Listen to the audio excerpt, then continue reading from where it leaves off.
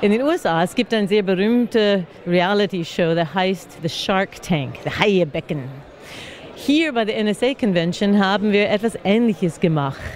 Wir haben heute zum ersten Mal das Speak Tank. Bill Baccarat, Roxanne Emmerich, Alan Weiss und Kevin Harrington.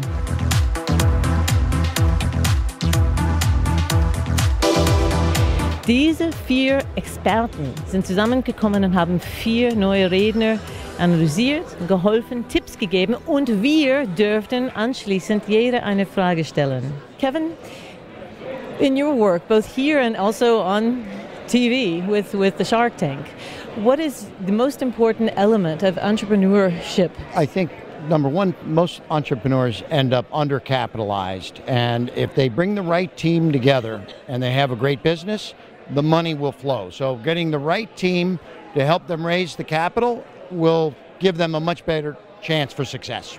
Bill, during our Speak Tank, you talked about being a mentor. What is the most important element that we should look for?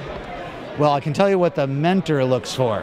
What the mentor looks for is somebody who really implements. There's nothing more frustrating than having all the people who come to you asking for advice and that they're not going to implement. So I think if you're going to get a mentor, you're going to have to demonstrate you're willing to implement. So there are a lot of people you could get to mentor you, and the cost of admission, the monetary payoff is really psychic gratification of seeing the results. So if you're somebody who produces results, you can get anybody to mentor you.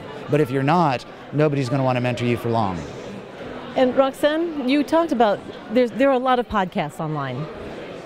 What would you suggest as being the best way to actually get out there online, to be noticed, but also to be different? There's data everywhere, and there are plenty of PhDs who couldn't run a business who are teaching business, and so I really believe it has to be led from results. So this shifted marketing results by 50% in this period of time.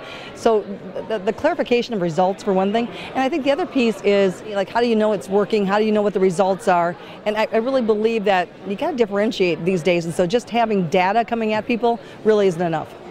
And Alan, you talked about branding.